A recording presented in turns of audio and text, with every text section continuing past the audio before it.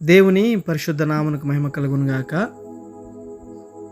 దేవుని యొక్క శ్రేష్టమైన నామంలో మరి ఒకసారి మీ అందరికీ నేనేటువంటి వందనాలు తెలియజేస్తూ ఉన్నాం బిడ్డలారా. మీకు ఈ మాటలు ఆశీర్వాదకరంగా ఉన్నాయని మీరు తెలియజేసినప్పుడు మేము చాలా సంతోషపడతా ఉన్నాం. ఈ దినము కూడా కొన్ని నిమిషాలు దేవుని యొక్క వాక్యాన్ని మనం జ్ఞానం చేద్దాం. కీర్తన గ్రంథము 63వ అధ్యాయం 1వ వచనాన్ని మనం జ్ఞానం చేద్దాం.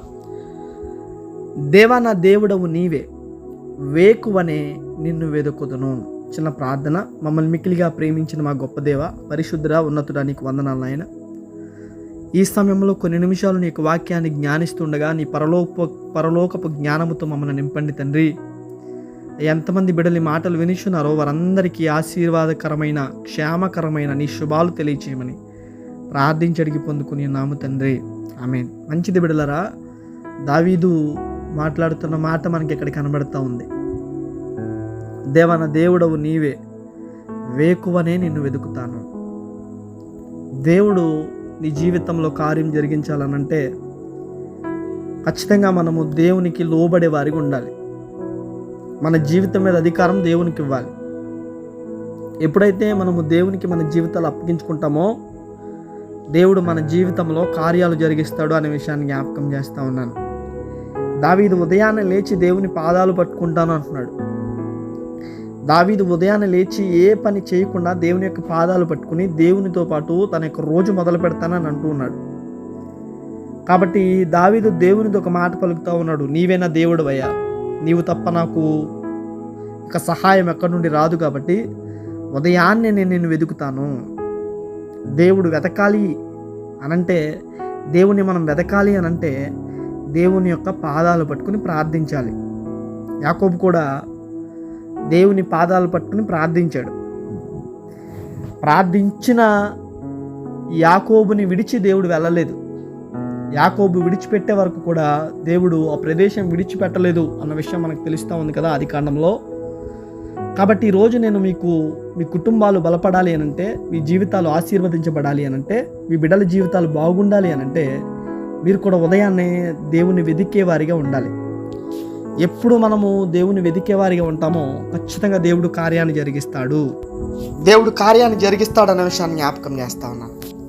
ఎప్పుడు దేవుడు నీ జీవితంలో కార్యాన్ని జరిగిస్తాడు అని అంటే దేవుని యొక్క పాదాలు ఉదయాన్నే నువ్వు పట్టుకుని ప్రార్థించినప్పుడు. మరి ఒక మాట, మనము దేవుని మీద ఆశ పెట్టుకోవాలి, అనగా విశ్వాసం ఉంచాలి. వాక్యం చెప్తుంది, విశ్వాసం అనున్నది నిరీక్షింపబడు వాటి యొక్క నిజస్వరూపము అన్న మాట కనబడుతుంది కదా.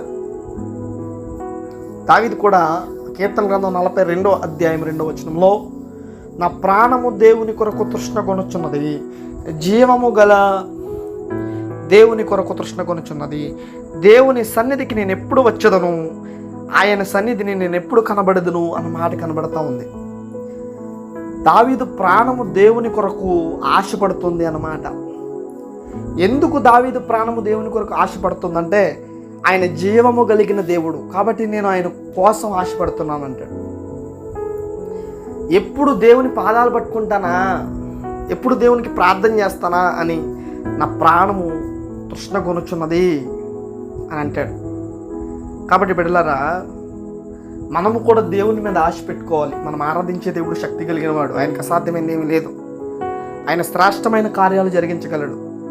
మనము అడిగిన వాటికంటే, ఊహించిన వాటికంటే అద్భుతమైన కార్యాలు జరిగించగలడు. ఈ కార్యాలు జరిగించగలిగిన దేవుడు మీ జీవితంలో ఆగిపోయిన కార్యాలను, జరగవనుకున్న కార్యాలను, తీరవనుకున్న అప్పులను, లేకుంటే ఇక సంతానం కలగదు అనుకున్న పరిస్థితులలో, ఇక నాకెవ్వరూ సహాయం చేయరు అని అనుకున్న పరిస్థితులలో దేవుడు సహాయం చేసి మనకు జీవితాలను ముందుకు నడిపిస్తాడు, సహాయం చేస్తాడు. ఖచ్చితంగా ఆయన మనకి తోడుంటాడు అనే విషయాన్ని జ్ఞాపకం చేస్తా ఉన్నాను బిడ్డారా. ఇలా చేయాలి అని అంటే మనం ఉదయాన్నే దేవుని యొక్క పాదాలు పట్టుకోవాలి అనే విషయాన్ని జ్ఞాపకం చేస్తాను. ఎప్పుడైతే నీవు దేవుని యొక్క పాదాలు ఉదయాన్నే పట్టుకుంటావో, నీ యొక్క రోజు దేవునితో ప్రారంభిస్తావో, దేవుడు ఖచ్చితంగా నిన్ను చూస్తాడు. నీ మొర్ర నాకు వినబడిను అంటాడు దేవుడు. నీకు నేను సహాయం చేస్తాను అంటాడు దేవుడు. నీతో మాట్లాడతాడు ఆయన. ఆయన నీతో మాట్లాడాలి అని అంటే ఉదయాన్నే నువ్వు దేవుని పాదాలు పట్టుకోవాలి. ఆయన నీకు సహాయం చేయాలి అని అంటే ఉదయాన్నే దేవుని పాదాలు పట్టుకుని నీవు నీ యొక్క రోజును మొదలు పెట్టాలి. ఎప్పుడైతే నువ్వు దేవుని పాదాలు పట్టుకుని నీ దానిని మొదలు పెడతావో, ఎప్పుడైతే నువ్వు దేవుని యొక్క పాదాలు పట్టుకుని రోజును మొదలు పెడతావో, ఖచ్చితంగా దేవుడు సహాయం చేస్తాడు అనే విషయాన్ని జ్ఞాపకం చేస్తున్నాను. ఆయనకు అసాధ్యమైంది ఏది లేదు అనే విషయాన్ని తెలియజేస్తా ఉన్నాను బిడ్డలారా. కాబట్టి మీరు ఆశీర్వదించబడాలంటే, మీరు దీవించబడాలంటే మీ యొక్క రోజుని ప్రార్థనతో ప్రారంభించండి. దేవుడు మీ జీవితంలో అనేకమైన కార్యాలు జరిగిస్తాడు. ప్రార్థన చేసుకుందాం. మహాపరిశుద్ధుడా, మమ్మల్ని మికిలిగా ప్రేమించిన మా గొప్ప దేవానికి వందనాలు. నిజమే, మేము ఎప్పుడైతే ప్రార్థనతో మా దినాన్ని మొదలు పెడతామో, ఎప్పుడైతే ప్రార్థనతో నీతో మా రోజుని ప్రారంభిస్తామో, నీవు సహాయం చేస్తానని, అయ్యా నీవు కృప చూపుతానని మాట్లాడుతున్నావు. నీ కృపను, నీ సహాయాన్ని దావీదు పొందుకున్నాడు కాబట్టి నేను వేకువనే నిన్ను వెతుకుతాను అన్నమాట మాట్లాడుతున్నాడు. దావీదు ఎలాగైతే వేకువని నిన్ను వెతికాడో అలాగున మేము కూడా నిన్ను వెతికే కృప దయచేయండి. ఈ మాటలు వినుచున్న వారికి ఏది కొదువుగా ఉందో అది మీరు తీర్చండి.